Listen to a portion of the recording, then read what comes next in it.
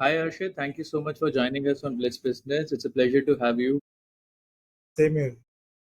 Awesome. Let's start. So Harshit, tell us a little bit about yourself first. Sir मैं greater Noida से belong करता हूँ और greater Noida में मेरी स्कूलिंग भी यहीं से हुई है Mm-hmm. और मेरी ग्रेजुएशन भी यहीं से हुई है। Huh? तो जब मैंने ग्रेजुएशन यहाँ पे शारदा यूनिवर्सिटी से करी तो थोड़ा उसमें बीच में 3 महीने का कोर्स बाहर से भी था, यूनिवर्सिटी ऑफ लुधियाना से। वहां से फिर जब हुआ कंप्लीट, थोड़ा बिजनेस हमारा ग्रो कर रहा था 2018-19 में। तो मेरी जरूरत बिजनेस को, कॉलेज में टाइम कम गया तो लास्ट ईयर में 9 सब्जेक्ट होते थे, तो 9 में से 6 सब्जेक्टों में डिवाइड कर दिया गया अटेंडेंस की। फिर वो मैंने फिर कभी वो पेपर भी नहीं, तो कुल मिला के डिग्री नहीं आई ग्रेजुएशन की। 2 सेमेस्टर, शुरू के 2 ईयर अच्छे खासे गए, अटेंडेंस भी पूरी थी, पास भी सब में हो गया। वो लास्ट में इन्होंने डिवाइड कर दिया सब। अच्छा। तो फिर अपने बिजनेस में आ गए मैं 2018 में। 2018 में मेरे फादर ने मुझे एक केमिकल यूनिट लगवाई, मैन्युफैक्चरिंग यूनिट। वो मैंने संभाली 1 साल। 1 साल के बाद वो ऑटो मोड पे आ गई। जितनी उसकी प्रोडक्शन थी, फुल सैचुरेशन पॉइंट आ चुका था उस। ठीक है। तो नोवामैक्स में करते क्या हो आप लोग? थोड़ा समझाइए। एयर कूलर्स में। जी। तो कहाँ पे है सेटअप, इसका क्या स्केल है अभी, क्या मतलब? नोवामैक्स हमने शुरुआत 2019 में करी थी, इनकॉर्पोरेशन इसका 2018 में हुआ था। अच्छा। शुरुआत करने का पीछे एक मकसद इसका ये था कि हमने भी कूलर घरों में यूज करे हैं और काफी समय से यूज कर। तो एक मार्केट में थोड़ा सा गैप ये नजर आया कि या तो बाजार में बहुत हाई प्राइस के एयर कूलर अवेलेबल थे जो बड़े ब्रांड्स के थे, या फिर लो प्राइस के कूलर अवेलेबल थे। लो प्राइस भी हाई प्राइस से थोड़ा कम, पर क्वालिटी कुछ नहीं थी उनकी। सपोज कोई बिग ब्रांड का कूलर अगर 17,000 का है, तो अनऑर्गेनाइज सेक्टर का लोअर क्वालिटी का कूलर वो 10,000 का है, पर वो 10,000 भी वर्थ नहीं। अच्छा। तो हमने इसके पीछे एक आइडिया हमने ये था कि एक अच्छा प्रोडक्ट, ब्रांडेड कूलर, और एक कस्टमर बजट में हम लाते हैं। तो तो ये क्या? हमारा कूलर, मैं आपको प्राइस, दो प्राइस है। एक तो हमारा डिस्ट्रीब्यूशन चैनल का प्राइस है, एक रिटेल का प्राइस है जो इन एंड कंज्यूमर को पड़ता है। तो डिस्ट्रीब्यूशन प्राइस तो हमारा शुरू हो जाता है 4,000 से लेके 11,000 तक। अच्छा। और रिटेल में जो बिकता है वो 5,000 से लेके 20,000 तक, 25,000। तो अभी इसमें आप कितने बेच पा रहे हो फिर? मार्केट हम, मैं सेल्स तो मैं खुद ही देखता हूँ कंपनी की। हाँ। मार्केटिंग हमने शुरू में, तो जब 2019 में लगी, कस्टमर बेस नहीं था, नया प्रोजेक्ट था, नई कंपनी थी। पर जैसे मैंने भी आपको बताया, हमने क्वालिटी पे शुरू से थोड़ा ध्यान दिया। हाँ।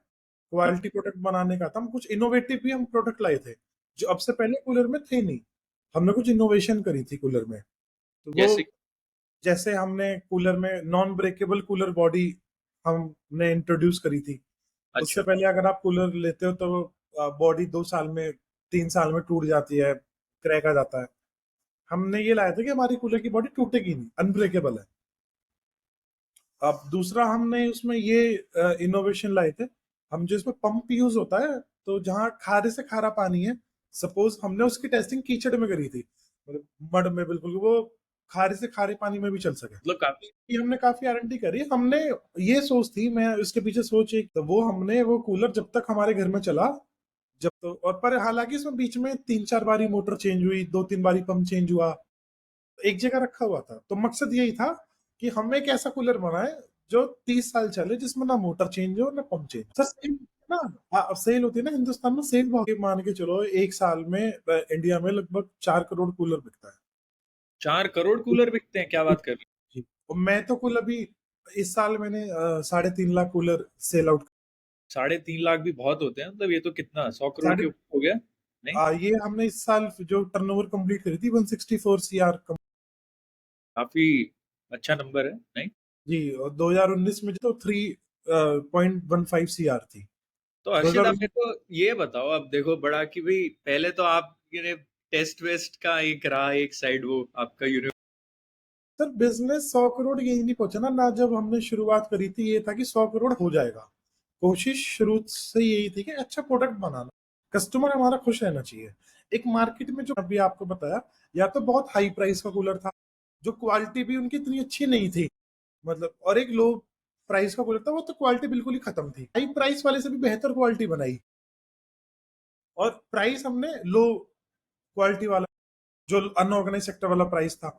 हम्म। और तो ये हमारी शुरू में मार्केटिंग तो माउथ टू माउथ होती रही, माउथ वर्ड। जैसे लोगों ने कूलर खरीदा नोवामेक्स का 2019 में, यार मैंने उस कंपनी का कूलर खरीदा था, तू भी खरीद, बड़ा अच्छा कूलर है। तो अच्छा। ऐसे हमारी बहुत ज्यादा सेल हुई। भाई आपने कूलर खरीदा, आपने किसी को रेफरेंस करा, अच्छा, तो ये था। तो और पहले आप शुरू, बेचते बेचते कैसे थे मतलब? हाँ शुरू में मैं बताता हूँ, तो हमारे पास कोई कस्टमर बेस ही नहीं था, और सेल भी चाहिए थी, तो हमने एक मार्केटिंग करी कि जो लोग, आप हमारा कूलर लो, और प्राइस भी ये बहुत जेन्युइन है, अगर आपका कूलर नहीं बिकता है तो हम आपका सारा कूलर ये वापसी लेंगे सीजन के एंड में। हमने स्कीम फरवरी में, भाई आप हमारा 100 कूलर लो, और 100 कूलर सेल होती है मेनली अप्रैल मई जून में, और अगर आपका अप्रैल मई जून में 100 कूलर नहीं बिकता, हम आपके के कूलर वापसी लेंगे, और जितना इन्वेस्टमेंट आपने करा, आपको फिक्स डिपॉजिट रेट पे हम आपको उसका ब्याज देंगे। क्या बात कर रहे हो? जी, ये एक स्ट्रेटेजी। तो लोगों ने बोला यार कोई नुकसान तो है ही नहीं, कूलर रख लेते हैं, हाँ, और पैसे नहीं बिकेगा तब भी फायदा, बिकेगा तो और डबल फायदा, ब्याज तो मिल ही जाएगा। ब्याज तो मिल जाएगा। बाय गॉड ग्रेस वो अच्छा बिका, क्या वो बात कर बिक, कूलर उन्होंने लिया, तो उन्होंने कूलर की प्लेसमेंट ऐसे करी, कूलर हमारा देखने में क्वालिटी वाइज वो कस्टमर को समझ में आता था। भाई अगर कोई ब्रांडेड कूलर का, बड़े ब्रांड का कूलर रखा है, और ये नोवामेक्स का कूलर है, नोवामेक्स कूलर ज्यादा जस्टिफाई लग रहा है हमें, हमारे बजट में, क्वालिटी वाइज।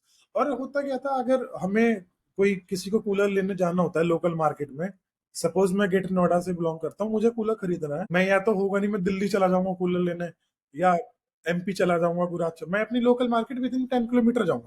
सही बात। शुरुआत हमने अपने लोकल बाजार से करी, जो अपनी सराउंडिंग थी 50 किलोमीटर। ठीक पहले है। हमें अपना 50 किलोमीटर मजबूत करना था। हम्म। तो हमने उनको ये विश्वास, दुकानदार को ये बोला, भाई आपका कूलर बिग ब्रांड का आपको मार्जिन देगा 500 रुपए, क्योंकि दुकान दुकान पर भी रखा है सेम ब्रांड का कूलर, दो दुकान छोड़ के भी रखा है सेम ब्रांड का कूलर। मैं इस रोड पे, इस मोहल्ले में, इस गली में और किसी को नहीं दूंगा, उसके लिए मोनोपोली होगी, भी नोवेक्स का कूलर मेरे पास ही और कहीं मिलेगा ही। और बिग ब्रांड पे उसको मिलता था 500 रुपए, मेरे ब्रांड पे उसको मिलता था 5,000 रुपए। 5,000 रुपए? 5,000 रुपए मैं उसको डिस्ट्रीब्यूशन पे देता था, 5100 रुपए का रिटेल में, 9,000 10,000 का। वही बड़े ब्रांड का कूलर उसी सेम कैटेगरी का होता था 14,000 16,000 का। तो जो भी लोकल में कूलर लेने आता है, सबके जान पहचान भी मोस्टली होती है, तो वो कहते हैं जी भाई आप ये कूलर ले जाओ, ये तो इस ब्रांड के कूलर की गारंटी मेरी नहीं है, कंपनी की वारंटी है, पर आप नोवेक्स का कूलर लेके, इसकी वारंटी मेरी है, आप 1 साल में भी नहीं, मुझे 2 साल में भी ला के दोगे, मैं इसकी मोटर चेंज, इसका पंप चेंज मेरी है। और वो सेटिस्फेक्शन, वो गारंटी उनको मैंने दी, मैंने कहा आप ये 2.5 साल में भी मैं ले लूंगा, क्योंकि मेरा अपने प्रोडक्ट में। मेरे को अब एक चीज समझा, ये तो बड़ा ही बहुत ही बहुत ही सॉलिड स्ट्रैटेजी है, पर मेरे को समझना पड़ेगा एक सेकंड। बड़ा बेसिक क्वेश्चन है। तो आप फॉर एग्जांपल आप 10,000 का बेच रहे हो प्रोडक्ट, जी, उसमें से आप 5,000 डीलर को दे, और तो आप बना कितने का रहे हो? मेरी कूलर की कॉस्टिंग आती थी उसकी 4200 4300, मैंने वो डिस्ट्रीब्यूटर को दिया 4800 4900 5000, अलग अलग 5000 ऑन एवरेज।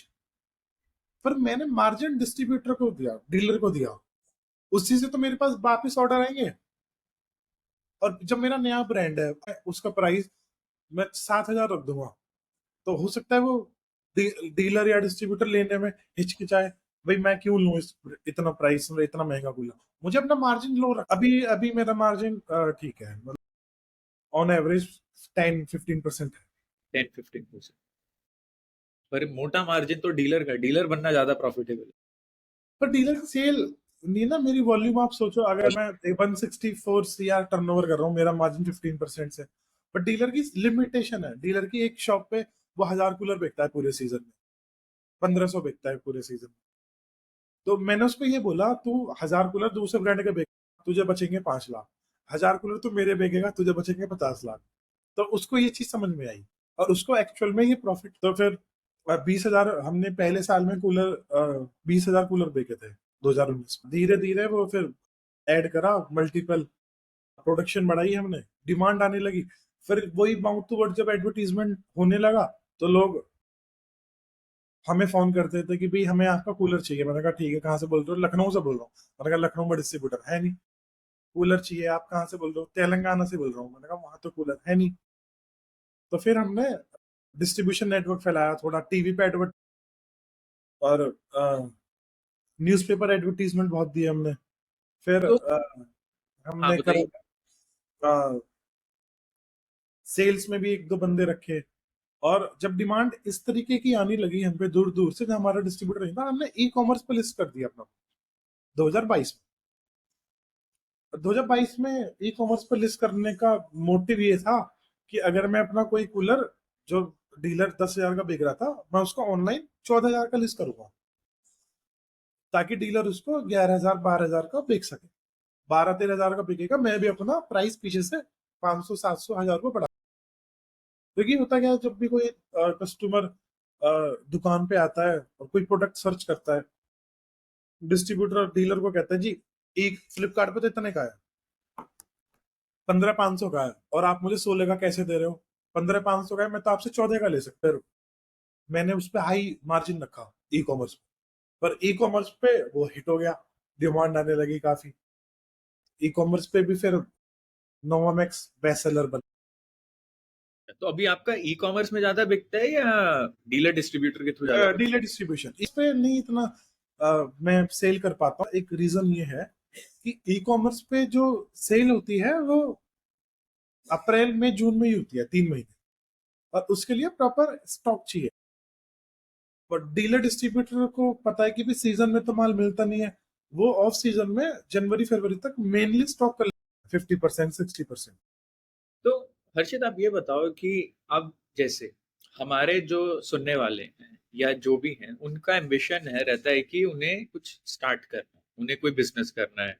तो वो ढूंढते हैं आइडियाज उसको एग्जीक्यूट करने के लिए। तो आपसे अब मैं ये समझना चाहता हूँ कि आपने जब ढूंढा कि कूलर बेचना है फॉर एग्जाम्पल, पहला तो ये आपने आइडेंटिफाई कैसे किया? क्योंकि इतने हमारे पास लोगों के क्वेश्चन, स्टार्ट किधर से करना है वो हम कैसे आइडेंटिफाई करें? सब पे बहुत सारे कूलर का आइडिया आया इस तरीके से था कि मेरे अंकल का आयरन कूलर बनाने का काम है पिछले 30-35 साल से, लोहे के कूलर जो टिपिकली बोलते हैं। मैं उनका बिजनेस टाइम टू टाइम थोड़ा डिक्लाइन होता, और रीजन देख रहा था डिक्लाइन हो क्यों। अगर उनकी सेल 15,000 आयरन कूलर की थी, उनकी सेल फिर अगले साल 14,000 कूलर की रहेगी, फिर 13,000 कूलर की रहेगी। तो मैं उसका इसके पीछे स्टडी करी थी, रीजन क्या है। तो रीजन पता लगा कि भाई प्लास्टिक कूलर की सेल धीरे धीरे बढ़ रही है, क्योंकि प्लास्टिक कूलर पोर्टेबल कूलर है। लोहे का कूलर आपने एक जगह लगा दिया, इजिली मूवेबल नहीं है। वो जो प्लस छोटे वाले होते हैं वो भी आप हाँ, कह रहे हो? हाँ जी हाँ जी, लोहे के कूलर जो आप घर में लगा देते हो पहले, पुराने जमाने के। पुराने जमाने वाले, उनका वो वाला काम था। तो उसका पीछे ये भी था कि लोहे के कूलर जंग खा जाते हैं 2 साल में। प्लास्टिक कूलर में वो नहीं था, जंग नहीं खाने की प्रॉब्लम थी। थोड़ा करंट का इशू था लोहे के कूलर में। और एक जगह आपने प्लेस कर दिया और आपको सपोज दूसरे कमरे में कूलर लेके जाना है, तो आप इतना भारी कूलर होता था वो आप लेके नहीं जा सकते। सही बात है। तो दोबारा रीडिफाइन, तो ये एक आइडिया था पीछे। तो शुरू में हमने ये नहीं मैन्युफैक्चरिंग स्टार्ट करी। समझने के लिए मैंने पहले 2 साल ट्रेडिंग करी 2017 से, बाजार से लिया कूलर, दिया डीलरों को, समझने की कोशिश करी कि कस्टमर को चाहिए क्या, हम्म। डीलर की डिमांड क्या है, कस्टमर को चाहिए क्या, किस तरीके का प्रोडक्ट चाहिए। तभी हमको ये गैप समझ में आया कि ये गैप है। सब लोग जो भी काम कर रहे थे अभी तक वो सेम कैटेगरी में कर रहे थे कूलर, कोई इनोवेशन नहीं। बस कूलर की बॉडी बनाई, मोटर फिट करा, पंप फिट करा, बनाया कूलर, बेच दिया।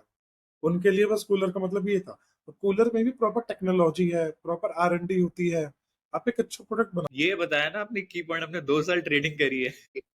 2 साल पहले ट्रेडिंग करी थी। भाई चाहिए क्या कस्टमर को, मैं कूलर बना बना दूं, और मेरा कूलर बनाया हुआ पसंद ना आए कस्टमर को, पहले मुझे। और जो फिर बात आती है जब आपने रिक्वायरमेंट समझ ली, फिर आपको लगानी फैक्ट्री, तो उसका कैपिटल आपने कैसे ऑर्गेनाइज किया? कैपिटल तो वैसे कुछ बैंक से लोन लिया था, कुछ पर्सनल कैपिटल भी, कैपिटल बहुत कम लगी थी। जैसा हमने शुरू में मशीनरी मेन चाहिए होती है, हमने आउटसोर्स काम कराया, हमने अपना टूल बनवाया, आउटसोर्स से काम करवाया, मतलब जिन पे मशीनें थी वहां से हमने अपना मोल्डिंग कराई, और मोल्डिंग करा के फिर हमने असेंबली। अच्छा, सही फिर बात जब है। धीरे धीरे हम पे कैपिटल होने, एक दो मॉडल बनाए थे, तो दो मॉडल जब वो अच्छी तरह उनका रिटर्न आया, बेका मार्केट ने एक्सेप्ट करा, फिर नई हमने इनोवेशन और करी प्रोडक्ट में, फिर थोड़ा और लोन लिया, हमें समझ में आया कि भाई हमारा और ये मशीनें कहाँ से आती हैं? टिपिकली इंडिया की होती हैं या हाँ, आप ये import? Taiwan, China, Taiwan. Japan. अच्छा, तो ये तो हो गया जी बिजनेस। आप थोड़ा बात करते हैं शारदा के बारे में, कैसा एक्सपीरियंस रहा, क्या रहा, और फिर आपने पेपर देने का मन बनाया नहीं बनाया, मतलब वो तो आपने बताया। शारदा में तो पहले था क्या ना, जब मेरी 12th हुई थी, रिजल्ट आया था, मैंने जल्दी जल्दी कॉलेज जाने की खुशी, तो मैंने लोकल कॉलेज में GNIUT कॉलेज था, वहाँ पे एडमिशन ले आया, पापा से पैसे लिए 61,000 रुपए की। मैं पूरे साल की फीस एक बार में जमा कर लिया उसे। अब मैं जब पहले दिन कॉलेज गया, मुझे वहां का क्राउड समझ नहीं आया, तो फिर मुझे लगा कि भाई मुझे इस कॉलेज में एडमिशन नहीं लेना, पढ़ना ही नहीं। क्यों, क्राउड में क्या हुआ? थोड़ा क्राउड देसी सा ज्यादा आ गया वहां पे। अच्छा। हाँ, तो और टीचर्स भी, तो लैंग्वेज भी ऐसी थी मस्ती वाली, पढ़ाई नहीं थी कुछ ऐसा, और पढ़ाई का माहौल नहीं लगा मुझे वहाँ का ना, कॉलेज का मस्ती वाला माहौल भी नहीं लगा, देसी वाला माहौल लगा, मतलब कोई उसमें। किधर था ये? ये एटनोडा में ही था, ग्रेट। कि बच्चे आ रहे हैं जा रहे हैं, अपने से कोई वो रो नहीं, रोक टोक, अपना मस्ती चल रही थी, तो मुझे वो समझ नहीं आया कॉलेज, तो मैंने वो कॉलेज नहीं आया, तो नेक्स्ट एडमिशन लेने के लिए क्लोज, सब कॉलेजों की एडमिशन लास्ट डेट क्लोज हो चुकी थी, फिर मेरा एक साल वो ड्रॉप आउट हुआ, तो फिर मैंने 2016 में एडमिशन, 2016 में जब शारदा में मैं गया, शारदा कॉलेज ठीक लगा मुझे, क्राउड भी सही था वहाँ, बच्चे भी बाहर से भी काफी थे, टीचर्स भी वहाँ के ठीक लगे, और कैंपस भी ठीक लगा, उस कॉलेज का कैंपस भी। शुरू में एक साल तो अच्छा गया, अटेंडेंस भी 70 जाती थी, फिर अगले साल अटेंडेंस रहेगी मेरी 60-65, पर कॉलेज वालों ने कुछ नहीं बोला, पेपर देने दिए। तीसरे साल अटेंडेंस रहेगी मेरी 25%, वो बिजनेस में इन्वॉल्वमेंट ज्यादा होगी, तो उन्होंने फिर 9 सब्जेक्ट्स होते थे, 9 में से 6 में मुझे डिवाइड कर दिया, 3 हालांकि मैंने दिए, फिर मैंने पता करा पेपर कैसे, उन्होंने बड़ा लेंदी प्रोसीजर बता दिया, वो हिम्मत नहीं हुई उस प्रोसीजर को फॉलो करने की, तो मैं फिर कॉलेज कभी अब तो 25% में उन्होंने दी दे। नहीं देना, फिर बिजनेस में मैं उस दिन के बाद फिर नहीं, अब बिल्कुल मन नहीं है। अब नहीं है। पर जैसे अब कई लोग कहते हैं भाई आपको कॉलेज में कुछ ऐसी चीज फायदे मिले जो आपको बिजनेस में, या मतलब इसको कैसे आप देखोगे कि भाई कॉलेज का कोई बेनिफिट लगा आपको बिजनेस? बेनिफिट तो होता ही है, आप अगर कॉलेज जाते हो, स्टडीज करते हो हायर लेवल की, बेनिफिट तो होता ही है। ऐसा नहीं होता कि आप कॉलेज जा रहे हो अपने, मैंने इंटरनेशनल बिजनेस में कोर्स करा था, बेनिफिट तो होता ही है। पढ़े जब आप पढ़ लेते हो, आपको चीजें सिखाई जाती है ना, तो आप उसको एग्जीक्यूट भी करते हो, थोड़ा आपको चीजें समझ में आती हैं कि आप बेहतर और कैसे कर सकते हो चीजों को। मैं भी जब, तो अभी आपने कैसे सीखा फिर बिजनेस में? जैसे कहा कि भाई अगर आप पढ़ लेते हो तो आपको समझ थोड़ा आ जाता है, फिर आप एग्जीक्यूट मुझे करते हो, मुझे फिर तो 160 भी कैसे किया अगर वो एक्सपीरियंस नहीं? मुझे ऐसा लगता है कि पढ़ाई लिखाई जरूरी है, आप ये नहीं कि आप ड्रॉप आउट हो या आपने नहीं पढ़ा तो आप बिजनेस को बड़ा कर सकते हो, नहीं, पढ़ाई आप करोगे तो और अच्छा कर सकते हो, मेरा ये है उसमें बिलीव। अब 160 का हमारी जर्नी ऐसे थी, मैंने मार्केटिंग, ब्रांड, हमने प्लेसमेंट बहुत करी ब्रांडिंग पे। 2 साल पहले होम सर्विस बहुत कम ब्रांड देते हैं कूलर में, अच्छा। लेकिन कस्टमर बार बार परेशान करता है, भाई मेरा पानी नहीं आ रहा कूलर में, कूलर चॉक हो गया, या कूलर का व्हील काम नहीं कर रहा, नॉब टूट गई, तो हमने होम सर्विस अपने क्वालिटी के भरोसे पे दी थी, कि हमें विश्वास था अपनी क्वालिटी पे, तो जैसी होम सर्विस दी, कूलर की सेल बूम हो गई, कस्टमर को लगा टीवी पे भी ऐड है, होम सर्विस भी, और क्या ही चाहिए कूलर में, वो सेल अच्छी होने लगी। फिर 160 का रीजन ये था कि हम 2021 में हमने कमर्शियल कूलर सीरीज लॉन्च कर, वो क्या चीज? कमर्शियल कूलर ना, जैसे सिंगल पैड कूलर हमने लॉन्च करा, उसमें एयर थ्रो बहुत ज्यादा होती है, जो नॉर्मल कूलर होते हैं उनसे 5 गुना एयर थ्रो। तो जब हमने वो कूलर लॉन्च करा, उसने पूरी कूलर इंडस्ट्री को चेंज कर दिया, नोवामेक्स को नोवामेक्स बना दिया, और पूरा मार्केट सिनारियो उसने चेंज कर दिया। तो जो हमने 2021 में पहला मॉडल हम लाए थे, रैम्बो कूलर रैम्बो, तो वो इंडिया का सबसे ज्यादा बिकने वाला मॉडल है राइट नाउ, पिछले 3 साल से। और उसने पूरी मार्केट इंडस्ट्री को चेंज कर दिया। जो पहले नॉर्मल कूलर बिकते थे, अब सभी लोग उस कैटेगरी में आने लगे, कमर्शियल कूलर। हर्षित, ये आपका जो जो नाम है नोवामैक्स, इसका कोई वो है कि आपने कैसे लेके आए? नाम की भी कई स्टोरी बहुत होती है, आप पे भी कोई स्टोरी है इसमें कुछ कि भैया सोच रहे थे डाल दो ऐसी? बिजनेस फंडे आपके बहुत क्लियर हैं। इंस्टा कूल भी हमने बहुत सारे नाम रखे थे, 2 दिन 3 दिन नाम सोचे थे, सारे कम से कम 100 से ज्यादा नाम सोचे थे। पर वो भी उसके ऊपर भी एक कहानी है। मुझे नोवामैक्स पसंद आया, पर नोवामैक्स ऑलरेडी था किसी का, मुझे पर दिमाग में ये लगा यार कंपनी भी बनानी है, शुरू नाम सोचना भी जल्दी है, और नोवामैक्स मुझे ये करना है। तो नोवामैक्स जब नाम समझ में आया, तो ऑलरेडी किसी बेंगलोर में किसी के नाम रजिस्टर्ड था ये नोवामैक्स। मैंने ट्रेडमार्क, मैंने उनको कॉल लगाई, मुझे नोवामैक्स ब्रांड चाहिए। तो उन्होंने बोला जी आप, मैं तो ये काम करता हूँ, मैं तो नहीं दूंगा इसको, जो भी इसका पैसा डिमांड करता हूँ मैं इसका दूंगा, आप बोलो। तो उन्होंने बोला जी मैं तो इसका 1 लाख रुपए पर कैटेगरी डिमांड करता हूँ। मैंने कहा आप दे दो मुझे 5 कैटेगरी में उनका। तो मैंने उनको फिर ब्रांड तुरंत खरीदा और अपने नाम पे ट्रांसफर कराया, और फिर मैंने नोवामेक्स में शुरू। पर मुझे नोवामेक्स में, नहीं सुनने में। जी सुनने में दम, जब तक आप खुद को नहीं लगे सुनने में दम है, आप तूफान रख लो कूलर का नाम भाई, एयर क्या फील। भाई ये भी था कि अगर नोवामेक्स में अदर अप्लायंसेस लाते हैं, टीवी लाते हैं, वॉशिंग मशीन लाते हैं, तो एक कूलर से रिलेटेड ही नहीं होना चाहिए ना। और आपको कैटेगरी। मल्टीपल होम अप्लायंसेस लाने हैं, तो आपको नोवामेक्स से पर्टिकुलर ब्रांड नेम होना चाहिए, जो आप कोई भी कैटेगरी उसमें ला सकते हो, कोई भी प्रोडक्ट ला सकते हो। ये था पॉइंट है, पॉइंट। तो अभी आपका प्लान है मतलब अब और भी ब्रांड अब लॉन्च करने को? और प्लान। क्या आप लॉन्च कर रहे हो? हमें वॉशिंग मशीन, क्या बात है! अब वॉशिंग मशीन थोड़ा मुश्किल काम नहीं है बनाने में? मतलब कूलर तो मेरे को समझ आया थोड़ा सा। नहीं अब इसके पीछे भी वही, जैसे कूलर में R&D करी थी, पूरी R&D करी है, कुछ मुश्किल नहीं है। जैसा अच्छा, सिस्टम वही। वॉशिंग मशीन में भी मोटर लगती है 2 मोटर, इसमें भी 2 मोटर लगती है। असेंबली लाइन भी है उसके लिए भी, इसके लिए भी असेंबली लाइन वही है। इसमें भी मोल्डिंग प्रोडक्ट है, मशीन हमारे पास है मोल्डिंग, तो सेम। मतलब हमारे लिए इजी है। जैसे अगर कोई कंपनी आईफोन या फोन बना रही है, और वो सोचे कल को उसको लैपटॉप बनाना है, तो उसके लिए सेम सा हो जाता है ना। ऐसे ही सेम है, अगर हम कोई एसी रेफ्रिजरेशन बोले वो डिफिकल्ट हो जाएगा, टीवी बोले वो डिफिकल्ट हो जाएगा। वॉशिंग मशीन हमारी लाइन से ही। प्लस एक रीजन ये है कि कूलर 6 महीने, कब सपोज सेल हो जाती है उसकी जनवरी फरवरी से जून जुलाई तक, बाकी 6 महीने हमारे पास सेल नहीं होती प्रोडक्ट, और हमारा कस्टमर अटैचमेंट छूट जाता है एक तरीके से।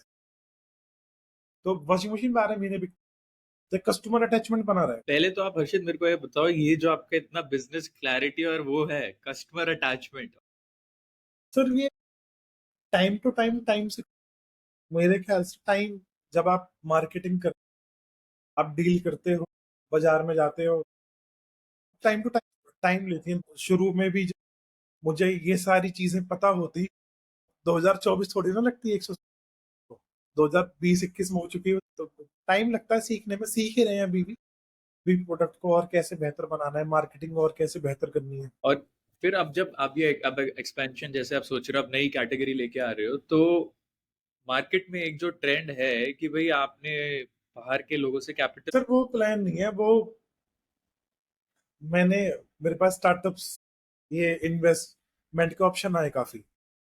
अब थोड़े दिन पहले भी इन्वेस्टर आए थे नोएडा से, तो उन्होंने अच्छी खासी अमाउंट मेरे सामने ऑफर रखी। थोड़ा बताओ कितना रखा, क्या रखा थोड़ा। उन्होंने मुझसे बोला कि हम आपको आपकी 15% के बदले, ओह। तो हम इसको आप, और एक नया प्रोडक्ट इसमें लॉन्च करते हैं। पर मुझे ये शुरू से ही समझ नहीं आया ये वाला सारा फंडा इन्वेस्टमेंट का, वैल्यूएशन का। बिल्कुल अब अभी तो शायद अब तो हमें जरूरत भी नहीं है, पर शुरू में ही जब इतनी जरूरत थी जब ही हमने नहीं ली मशीनें। हम शुरू में भी लगा सकते थे, इन्वेस्टमेंट नहीं थी इसलिए नहीं लगाई। तो शुरू में 2000 इतनी टर्नओवर चाहिए और इतना मुझे एग्जिट चाहिए, इतना आप पैसा बनाओ, इतनी टर्नओवर आप करो, इतना मार्जिन आप लेके आओ, ये एबिटा करो। तो मुझे उसको बिल्कुल भी कुछ इन्वेस्टमेंट लेके और उनको रिटर्न देना उसमें और होता क्या है ना, वैल्यूएशन में आप पैसा लो, फिर वो फिर दोबारा पैसा लो और वैल्यूएशन बढ़ाओ, दोबारा पैसा लो और वैल्यूएशन बढ़ाओ। तो हमें उतनी वैल्यूएशन की, उतनी कैपिटल की नीड भी नहीं है ना। वो जो पैसा की जरूरत होती है वो एग्रीगेट सर्विसेज ज्यादा, जो आप सॉफ्टवेयर कंपनीज आप कह लो, उनमें ज्यादा आपका पैसा लगता है कस्टमर एक्वायर करने। एक्वायर करने। उसमें पैसा आपका कैश बर्न बहुत होता है, हमारे बिजनेस में कैश बर्न इतना होता नहीं, तो आप प्रॉफिटेबल हो मतलब? प्रॉफिटेबल है। तो मतलब जो आपको ऑफर मिली है ऑलमोस्ट 1300-1400 करोड़ की वैल्यू लगा रहे थे जी। वो आप लोगों की, ऑलमोस्ट यही नंबर बनेगा। पर ये भी बड़ा यूनिक है डेफिनेटली कि क्लैरिटी होना, प्रॉफिटेबिलिटी। मैंने एक देखा भी है कि कम से कम इतने स्टार्टअप्स, इन्वेस्टमेंट जो जो स्टार्टअप सो कॉल्ड स्टार्टअप आजकल हो रहे हैं 90% तो फेल ही हो रहे हैं। इन्वेस्टर्स का पैसा डूब रहा है। आपने इतने बड़े बड़े स्टार्टअप्स, हम इतनी वैल्यूएशन पे गए, $15 बिलियन, $20 बिलियन, और एकदम से जीरो हो गए। कितने सारे स्टार्टअप्स फेल हुए। इन्वेस्टमेंट, इन्वेस्टर्स का पैसा उसमें डूब ही रहा है। हम इन्वेस्टमेंट, हाँ, इन स्टार्टअप्स में इन्वेस्टमेंट का मन है। मुझ पे मेरे लिंक्डइन पे आते भी रहते हैं कि, पर मुझे कोई समझ में ऐसा आया नहीं है। अब इन स्टार्टअप इन्वेस्टमेंट लेके ना बिजनेस 10x आपका ओवर आपकी। अब आप सोचो, मैंने 2019 में करोड़ से अब 164 करोड़ हो गया, 50x हो गया। तो 164 से अगर मैं 10x भी जाऊंगा तब वो इतना मुश्किल नहीं है। 3 करोड़ से 164 करोड़ बहुत मुश्किल था, वो बहुत यस, ज्यादा मुश्किल था। पर 164 करोड़ से 1500 करोड़ मुश्किल नहीं। ये बात है। और ना मुझे उतनी उसमें इन्वेस्टमेंट चाहिए, जितनी इन्वेस्टमेंट चाहिए मैं धीरे धीरे कर लूंगा, मेरे पास है। और इन्वेस्टमेंट की तो आईपीओ का क्या प्लान है फिर? आप तो रेडी हो आईपीओ? सर रेडी है। इन्वेस्टमेंट में मन है कि अगर कोई अच्छा इन्वेस्टमेंट अपॉर्चुनिटी मिलेगी तो बिल्कुल करेंगे सर। टाइम तो मेरा मेन जो है ना स्पिरिचुअल, मैं बहुत ज्यादा स्पिरिचुअल हूँ। तो मेरा एक बहुत ज्यादा समय स्पिरिचुअल की तरफ जाता है, और मेरी बहुत ज्यादा रुचि बिजनेस से भी ज्यादा रुचि स्पिरिचुअल साइड है। कुछ आप कि बताएं हमें, क्या आपकी, आपको क्या है, किस चीज में आपका अंडरस्टैंडिंग क्या है, या आपने? मेरी लर्निंग तो अभी तो मैं स्पिरिचुअल गाइडेंस ही सीख कर रहा हूँ। मतलब स्पिरिचुअल की आप अच्छा इंसान और आप कैसे बन सकते हो, एक समाज को आप अच्छा कैसे अपने से बना। मेरी फेवरेट बुक है मीराबाई है। मैंने मीरा भाई? मीराबाई के बारे में बहुत पढ़ा है, और कबीर साहब के बारे में पूरी पढ़ी है। संत तो ये स्पिरिचुअलिटी आपके फैमिली से है या? स्पिरिचुअलिटी, मेरा ऐसा मानना है कि ये आपको खुद से ही होती है। आपके ना अंदर एक एहसास खालीपन सा होता है कि भाई आपको फिर वो ढूंढना होता है क्यों है। जो भी आप भी कहीं ना कहीं कभी ना कभी अंदर से कुछ ना कुछ खालीपन रहता है कि भाई आज मैं सब कुछ हो तो जहां भी। पर, पर ये अच्छा, बहुत आपका अच्छा पॉइंट है, बिकॉज काफी लोग, जैसे हमने बात पहले, स्टार्टअप आए हैं, बिजनेस बहुत सारे आए हैं, लोगों ने वही कहा है कि भाई हमने 100 करोड़ कर लिए, 1000 कर लिए, पर ऐसा कुछ बदला नहीं मेरे लिए। ऐसे बहुत सारे लोग आए। ये क्वेश्चन तो है कि भाई इसका आंसर क्या है, वो आपको अंदर से ही ढूंढना पड़ेगा क्या है, बट ये इंटरेस्टिंग है, मतलब मेरे को भी आइडिया नहीं है। मेरा मुझे ऐसा लगता है कि या तो आप ना लोगों के लिए पैसा बनाओ या फिर लोगों का पैसा बचाओ। कुछ ऐसा करो कि आप, मैंने कूलर बना के भी पैसा बचाओ या उनके लिए पैसा बनाओ, ऐसा बिजनेस तो चलेगा। और आजकल ना ई कॉमर्स का ट्रेंड है। ई कॉमर्स बहुत चल रहा है। मुझे भी जब मैंने कूलर ई कॉमर्स लिस्ट करा था, मुझे नहीं पता था कि इतना हिट होगा। कुछ ई कॉमर्स पे ला सकते हैं जो पहले से नहीं है, कोई ऐसा ब्रांड ला सकते हैं जो ई कॉमर्स पे पहले से नहीं है। मैंने नोवामेक्स में लाया ई कॉमर्स पे, पहले से नहीं था। कि अपना एक ऐसा ब्रांड आप क्रिएट करो जो बहुत सारे आइडियाज हैं। बताता हूँ, एक मेरे दोस्त ने बीज, फूल होते हैं फूल, हाँ हाँ। तो उसने फूल के बीज लिए दिल्ली से। और दिल्ली खारी बावली आपने सुना होगा, बाजार, सदर बाजार, यहाँ मिलते हैं। तो उसका वो बीज का पैकेट आता है 25-30 रुपए का। उसने 45 अलग अलग फूलों के बीज लिए और एक छोटे से पैकेट में डाल। अब भाई लोगों को, अब मुझे अपने घर में फूल लगाना, फ्लैट्स में भी 2-4 गमले लगा ही लेते हैं, अपने घर में भी दो, हर हर घर में 2-3 गमले और फूल लगाते हैं लोग। तो उन्हें फूल का ले कहाँ से, भाई बीज कहाँ से लाए फूल का, या 10 तरीके के फूल। तो ना फूल ऑनलाइन बेचने, फूल का पैकेट उसने लिस्ट करा 25-30 रुपए का, था उसने 200 रुपए का ऑनलाइन लिस्ट कर दिया फ्लिपकार्ट, अमेजोन पे। और आप विश्वास नहीं करोगे, महीने का वो 20,000 पैकेट पे, 20,000 पैकेट है भी कुछ भी नहीं इतने बड़े हिंदुस्तान में। क्या ही हाँ है 20,000 पैकेट, कुछ भी नहीं है। और है होने को उसने एक ऐसा नया प्रोडक्ट बोला, बिकते भी 20,000 बीच में। उसने अब वो महीने की टर्नओवर 200 रुपए से आप 40 लाख रुपए का वो व्यापार कर रहा है महीने। और मार्जिन मार्जिन पूरा नहीं है ऐसा, आपकी प्लेटफॉर्म फीस कटती है, कमीशन कट, तो इन हैंड जो उसको आता है 110, 115 रुपया 50% के तो ऊपर ही है मतलब 40 लाख। आप ये मानो 50 रुपए भी बच रहे हैं तो उसको महीने का 10 लाख रुपए बच। तो आपको नया आइडिया ढूंढना पड़ेगा, भेड़ चाल, कुछ नया। और जो ऐसा सोचना पड़ेगा कि मुझे क्या जरूरत है मेरे घर में, और मैं कहाँ से लूं, कहाँ से मिलेगा, और क्या नहीं है, कहाँ क्यों नहीं मिल रहा मुझे। मुझे फूल का पैकेट अपने घर में, मुझे फूल लगाना था, मुझे फूल नहीं मिल रहा बाजार में, कहाँ लोकल में आप। अगर ई कॉमर्स का फ्यूचर है, इंटरनेट है सबसे बड़ी बात जो है। और ऑफलाइन तो धीरे धीरे खत्म ही होता जा रहा है। क्विक कॉमर्स भी अब तो क्विक, हाँ वो तो तबाही है। जी। तो आपको कुछ ऐसा लाना पड़ेगा जो ट्रेंडिंग हो, जो नया हो, या जो चलेगा, कसर करने वाला होना चाहिए। हिंदुस्तान में अपना मिट्टी भी पैक करके बेच दो ना, उसके ऊपर लेबलिंग अच्छी करके, गेट नोड़ा की मिट्टी है, इस मिट्टी को आप लगाओगे तो तुरंत जो आपका फूल 10 दिन में होगा 2 दिन में हो जाएगा। ब्रांडिंग आनी चाहिए आप, तो वो भी बिकेगा। हिंदू सब कुछ बिकता है, बेचने वाला होना चाहिए। एक क्विक कॉमर्स में थोड़ी सी बात कर लेते हैं तो क्विक कॉमर्स में आपका प्लान है कूलर लगाने का? आजकल तो पता नहीं आईफोन आ गया है क्विक कॉमर्स में, भाई 10 मिनट में आप आईफोन ले लोगे। हाँ, सब कुछ आ गया है। कूलर भी अगर क्विक कॉमर्स वाले करेंगे तो बिल्कुल सब चाहेंगे कूलर भी। पर कूलर एक ऐसा बड़ा प्रोडक्ट है, हैवी प्रोडक्ट है, उसके लिए स्टोरेज में जगह चाहिए। क्विक कॉमर्स में क्या आपका प्रोडक्ट वो चलता है जो स्टोरेज कम। मेरा वेयर हाउस है और उसमें मैं 100 प्रोडक्ट लगा सकता हूँ, 2-2 हजार। पर कूलर में उसमें 1,000 भी नहीं लगा सकता, क्योंकि वॉल्यूमेट्रिक प्रोडक्ट होता है। तो मुझे ऐसा लगता है क्विक कॉमर्स शायद टाइम ले कूलर को लाने में, और लाएंगे क्विक कॉमर्स तो हम बिल्कुल करेंगे। ये मेरा शायद सबसे फेवरेट रहेगा। ये जो एग्जीक्यूशन थी, मतलब बहुत बहुत impressive. Thank you sir, thank you so much.